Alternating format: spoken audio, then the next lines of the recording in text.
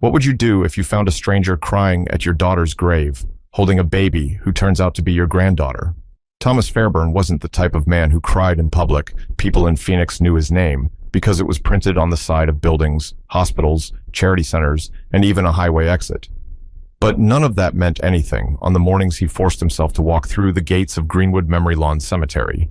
He came early, long before the Arizona heat settled in. The sun had barely lifted, casting a long shadow behind him as he followed the familiar stone path.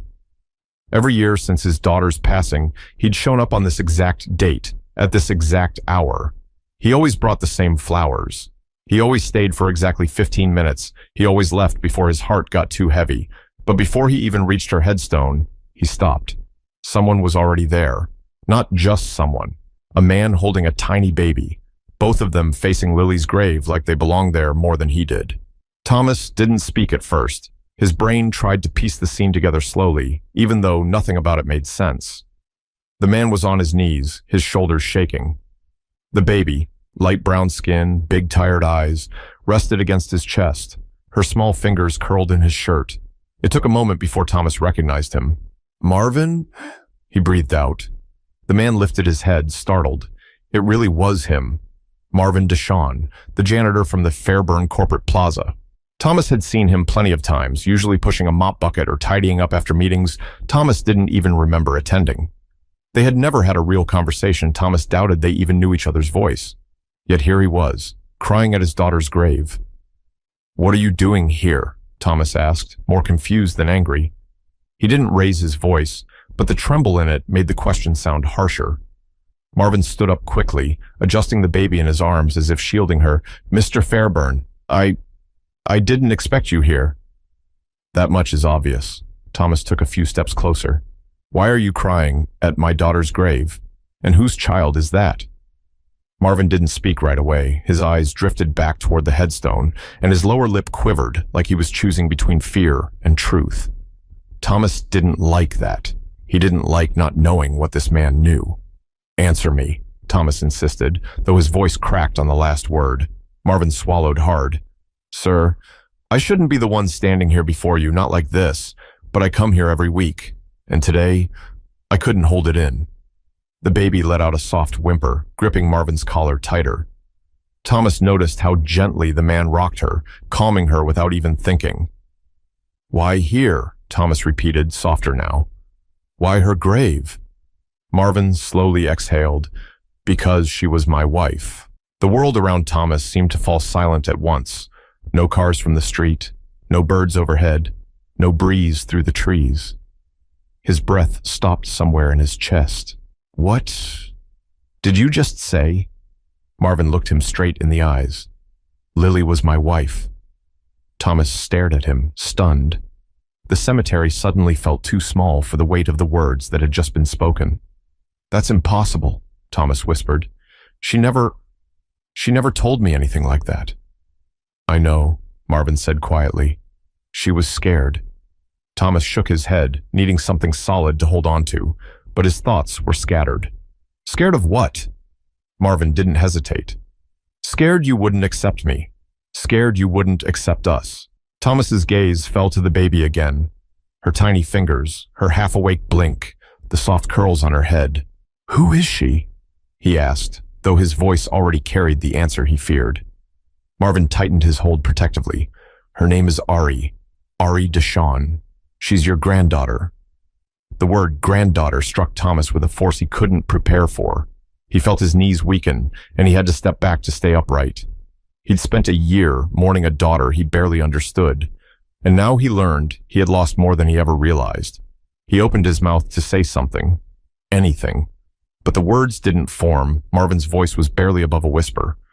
"I didn't want you to find out like this, but I couldn't keep hiding either." Thomas pressed a hand to his chest, trying to steady himself as the truth rearranged everything he thought he knew about his daughter's life. But before he could ask another question, something else caught his eye. A detail on Lily's grave he had never seen before.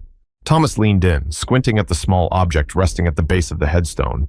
It wasn't something he ever placed there, and he knew every item he had left on this grave since the day of the funeral. This one was different. It looked like a tiny crocheted shoe, a baby shoe. Soft yellow yarn, slightly worn, like it had been held often. He pointed at it. "What is that?" Marvin lowered his eyes as if the shoe carried more weight than a piece of fabric should. "Lily made it. Before Ari was born, she came up with the pattern on her own, said it helped her stay calm." Thomas gently picked it up. It felt too light for the heaviness it carried. "She never told me she was pregnant." "She wanted to," Marvin said quietly, "but every time she tried, she froze. She didn't want to lose you." Thomas clenched the shoe in his hand. "She lost me anyway." Marvin hesitated. "Sir, she never stopped loving you." The baby fussed again, a soft cry that broke the tension just slightly.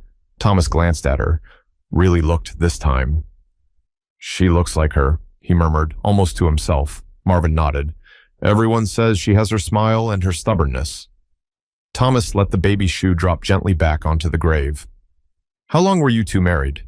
2 years. "And she kept that from me?" Marvin shifted his weight, regret etched into every line on his face. "It wasn't supposed to stay a secret forever. She wanted to introduce me to you slowly, so you didn't feel like she'd thrown her life away on some guy you barely knew." Thomas exhaled sharply. "Some guy I barely noticed." Marvin didn't deny it. "We were from different worlds. She understood that." "Different worlds don't matter," Thomas snapped, surprising even himself with the bitterness in his voice. "What matters is that she didn't trust me enough to tell me." Marvin's eyes softened. "She trusted you. She just didn't want to hurt you." Thomas looked away, jaw locked, but not in anger. It was sorrow fighting to escape. "So," he said slowly, "you've been coming here every week?" "Every Sunday," Marvin answered. "Rain or shine. I bring Ari so she grows up knowing her mom, even if she doesn't understand yet." Thomas let the words sink in. The baby made a tiny, sleepy hum, her cheek pressed against Marvin's chest. The scene stung. It was intimate. Father and child. Something he had never experienced with Lily at that age. Something he would never get with her again. "You should have told me," Thomas said softly. Marvin blinked. "Sir, I didn't think you'd want to hear it." "That's not your decision to make." Marvin lowered his gaze. "Maybe not. But Lily begged me to wait. She thought time would make it easier."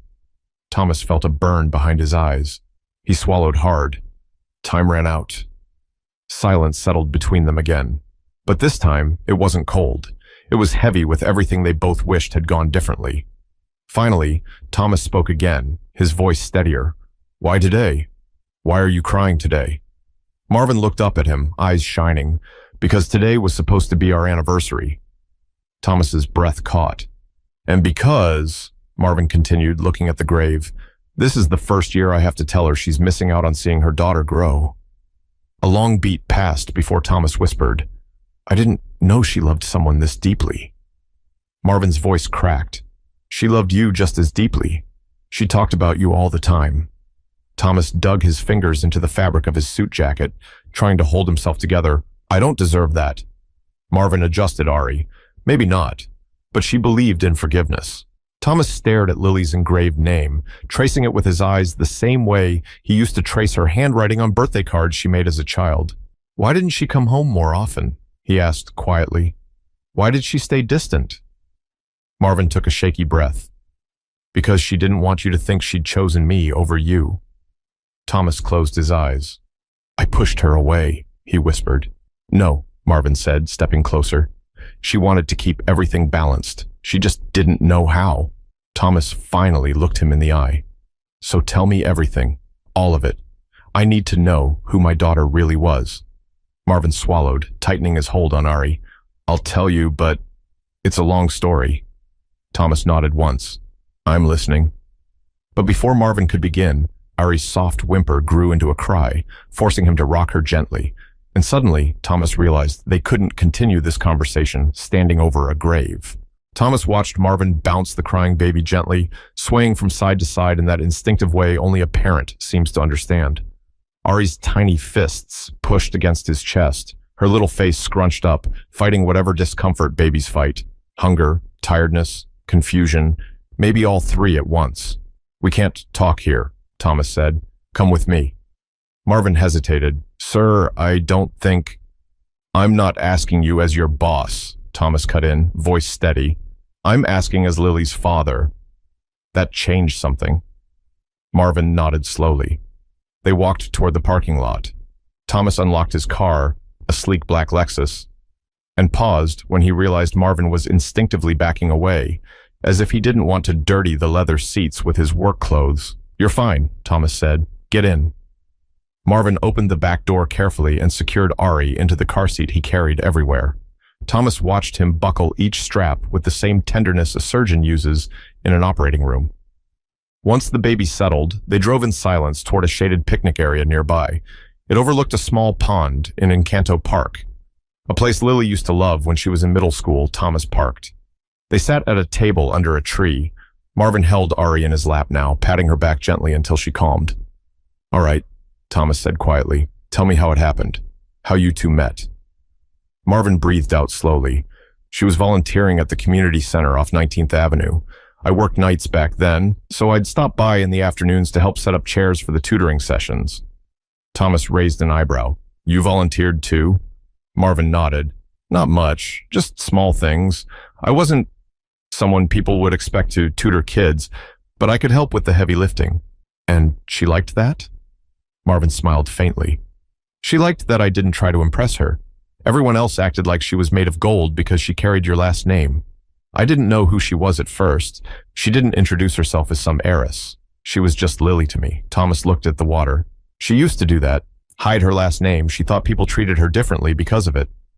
They did, Marvin said, but I treated her the same way I treated everyone. She liked that. Thomas stayed quiet for a moment, processing. Marvin continued. We'd talk while we put away chairs. She asked about my life. I told her the truth. I didn't come from much. I worked janitorial jobs because they were steady. She never judged me, not once. Thomas stared at him, surprised by how painful admiration could feel. She said you two kept things private, Thomas said. Why so private? Marvin shifted, uncomfortable. She was nervous.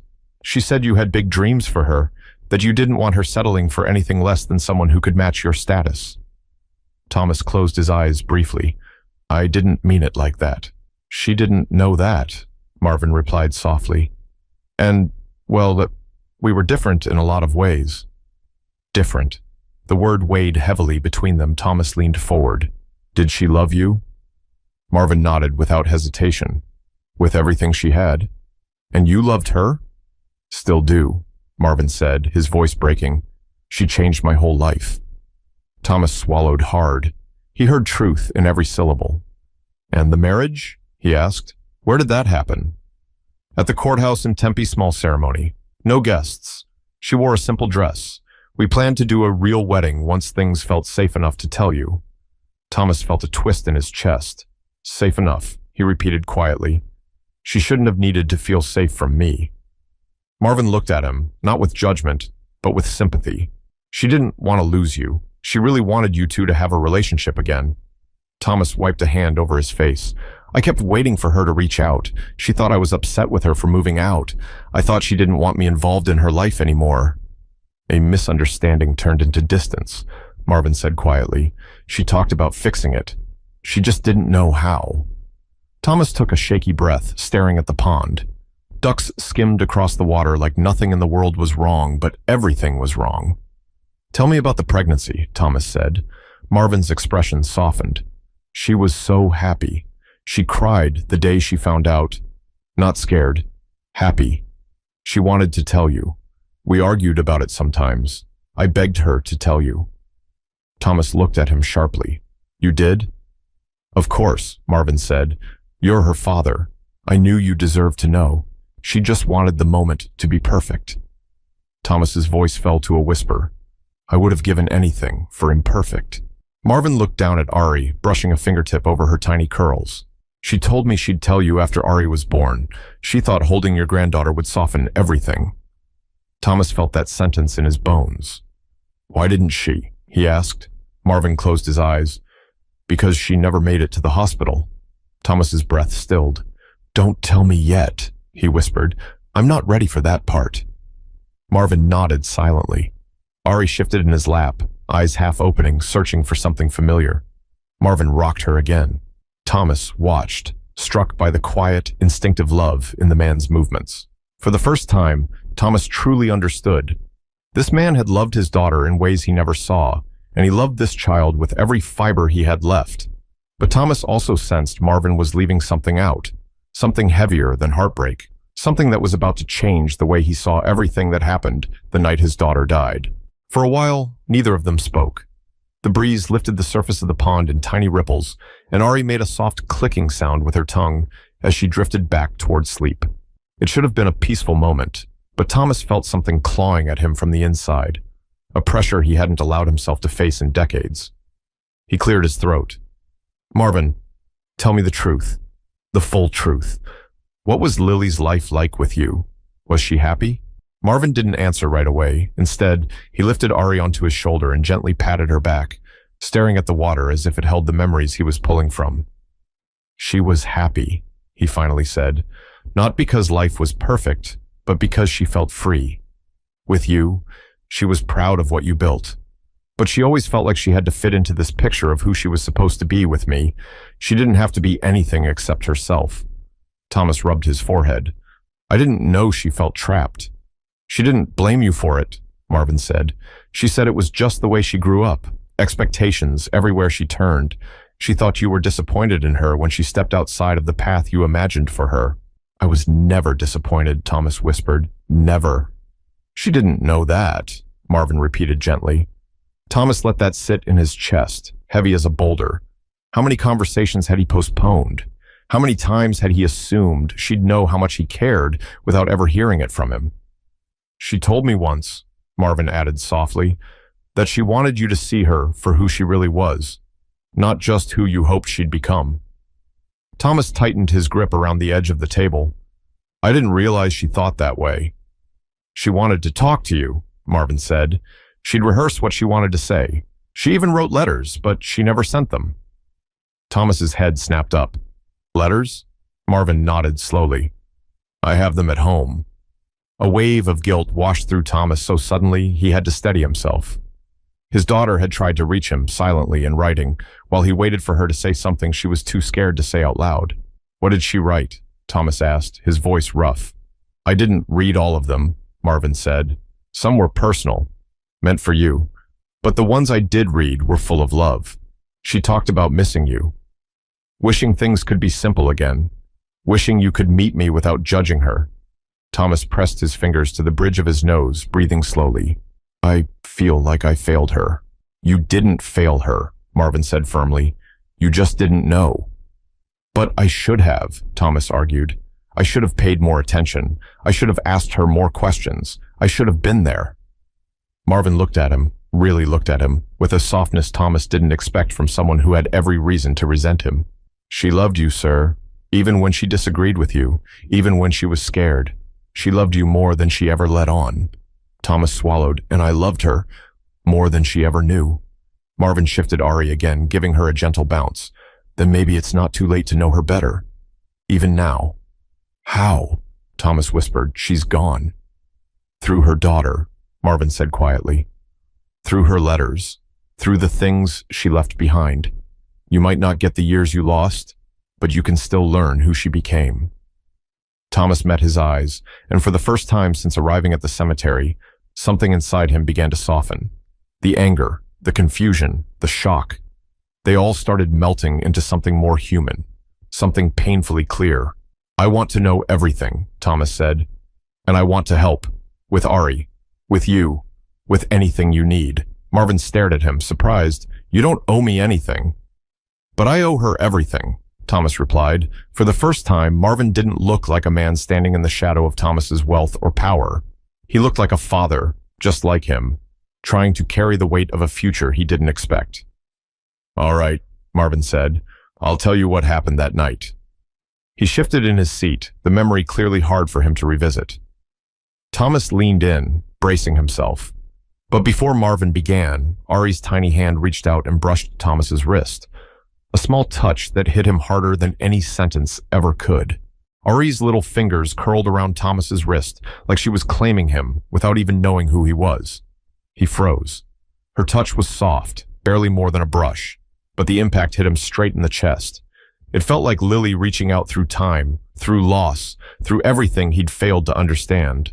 Marvin gave a small smile. She likes grabbing whatever she can reach. She's curious. Thomas cleared his throat, trying to steady his voice. She has her mother's hands. Marvin nodded. Yeah, same long fingers. Same way of holding on tight when she wants comfort. For a moment, all three of them stayed there in silence. But the silence wasn't cold anymore. It felt like a pause. The kind people take when they're standing between the past and something new they didn't see coming. Let me drive you home, Thomas said. You can tell me the rest there. Marvin hesitated. My place isn't exactly... Doesn't matter, Thomas cut in. I want to see where my granddaughter lives. Marvin blinked at the word granddaughter. He wasn't used to hearing it from Thomas's mouth, and Thomas wasn't used to saying it, but somehow it felt right. They got back in the car. Ari fell asleep almost instantly, her soft breaths filling the quiet as Thomas drove through Phoenix, past familiar roads that somehow didn't feel the same anymore. Every few seconds, his eyes drifted to the rearview mirror. He wasn't watching the traffic. He was watching her. Marvin gave directions until they reached a small apartment building near Roosevelt Street. It wasn't run down, but it wasn't polished either. It looked like the kind of place where people worked hard and tried their best to make life decent with what they had. When they reached apartment 2B, Marvin unlocked the door and stepped aside. It's not much, but it's home. Thomas walked in slowly. The apartment was neat, really neat. A tiny living room, soft beige couch, a thrift store coffee table, and pictures pinned to a corkboard on the wall. Not fancy frames, just simple prints. And instantly Thomas noticed one photo among them. Lily laughing, hair pulled back, hands covered in what looked like paint, a smudge across her cheek. She looked free, happier than he'd seen her in years. He stepped closer. When was this? Marvin walked over, Ari still against his shoulder. We were repainting this place. She insisted on choosing the colors. I kept telling her the landlord wasn't going to be thrilled, but she didn't care. Thomas felt something tighten in his throat again. She looks alive. She was, Marvin said softly. She didn't need big houses or fancy things. She just wanted a place where she could breathe. Thomas nodded slowly. I wish she told me. She tried, Marvin repeated. Not as much as she should have, but she did. Thomas turned away from the photos and noticed the small nursery space set up beside the living room. Not even a separate room, just a corner with soft blankets, a secondhand crib, and toys arranged neatly in a basket. You did all this? He asked. Yeah, Marvin said. I wanted her to have what Lily planned for her. What did Lily plan? To give her the childhood she wished she had. Thomas blinked hard at that. Can I hold her? He asked quietly. Marvin hesitated for half a second, not out of distrust, but because the moment felt fragile. Then he nodded and gently transferred Ari into Thomas's arms. The baby stirred, but didn't cry. Her small hand pressed against Thomas's chest, and he froze again. He'd carried business deals worth billions. He'd shaken hands with presidents, but nothing in his life had ever felt as delicate, as terrifying, or as important as holding this tiny child. She's warm, Thomas whispered. Marvin smiled. She falls asleep faster if you sway a little. Thomas awkwardly shifted his stance and swayed side to side. Ari's breathing deepened, tiny and steady. For the first time in a long time, Thomas felt something soften inside him, something he didn't know he still had left. After a minute, he asked, Marvin, tell me about the night. What happened to Lily? I need to know. Marvin's smile faded. His posture changed. The air in the room grew heavier.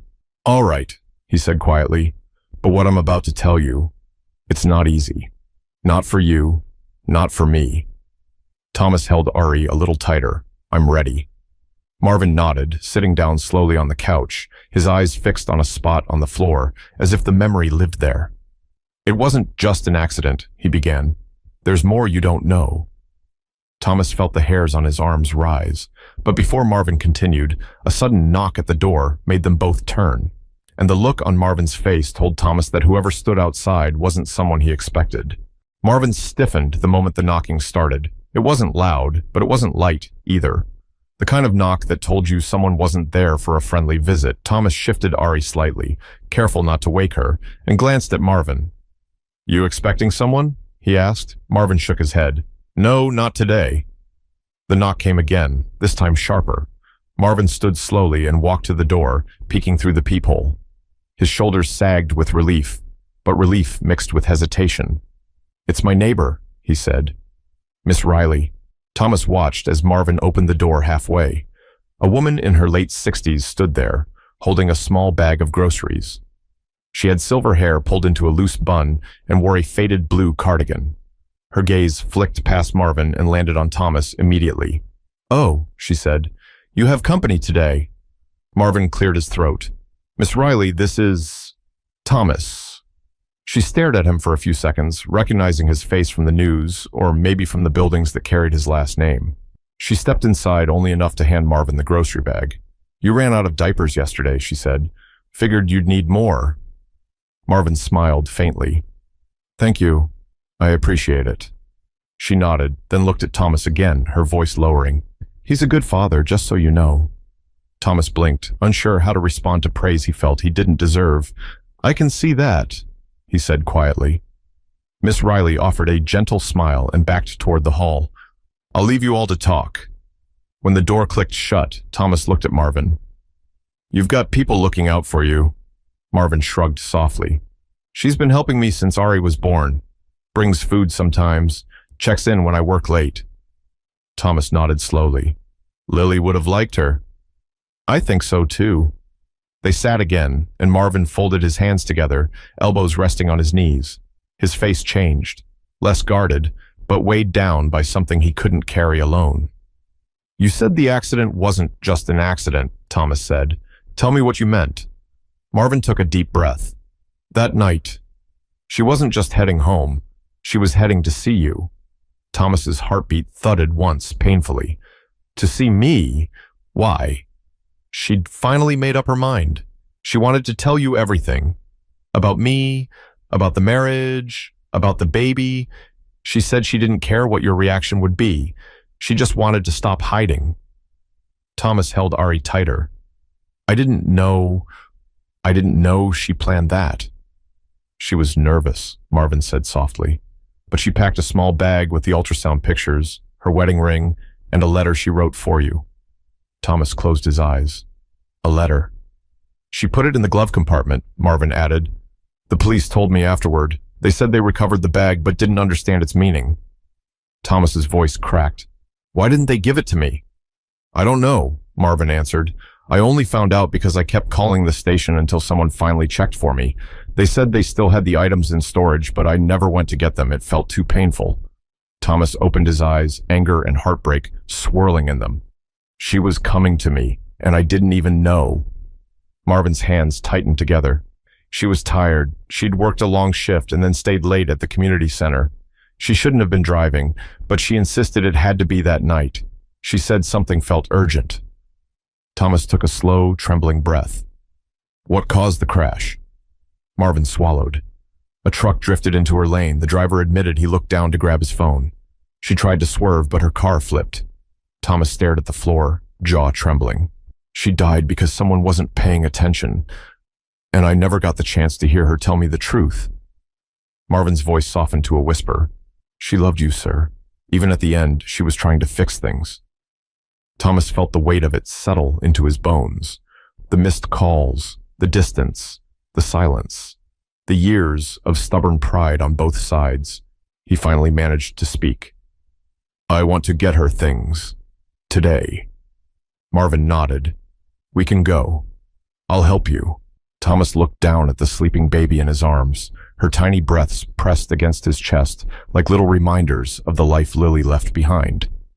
Thank you, he whispered, though he wasn't sure if he meant it for Marvin, for Ari, or for the chance to make things right, even if only in pieces. But before they could stand, Ari stirred in Thomas's arms, eyes blinking open, and the way she looked at him, curious and calm, made something inside him shift in a way he hadn't felt in years. Ari's eyes fluttered open, wide and glassy, as if waking up mid-dream. For a moment, she stared directly at Thomas, studying his face like newborns do, slow, unblinking. almost searching. Thomas froze, unsure of what to do. He'd held babies before, usually at charity events or family gatherings, but he'd never held one that belonged to him. Not like this. Ari reached up with her tiny hand and touched the collar of his shirt. It wasn't a grab this time, more like a soft tap, a question, a simple, "Who are you?" Thomas exhaled slowly. "Hey there," he whispered, his voice gentler than he knew it could be. I'm your grandfather." The words still felt enormous, too big for his throat, too heavy for his chest, but saying it made something shift inside him. A small click, like a lock finally opening. Marvin watched from the couch, eyes tired but warm. "She likes your voice," he said. "Some people make her cry right away, but she's calm with you." Thomas looked up at him. "She's calm with you because she knows you. I'm a stranger." Marvin shook his head. "Not anymore." Ari let out a tiny sound, halfway between a sigh and a coo, then rested her head against Thomas's chest. It took him by surprise. He glanced at Marvin, unsure if he'd done something right or wrong. "She likes feeling someone's heartbeat," Marvin explained. "When she was a newborn, that's the only way I could get her to sleep." Thomas swallowed. The small weight of her body against him felt like it was rewriting years of mistakes in real time. He shifted slightly, finding a more secure hold, and something inside him cracked open, the kind of crack that lets the light in. "Marvin," he said quietly, "I need to understand something." Marvin straightened. "What is it?" "You said she wrote letters," Thomas said. "Letters she never sent.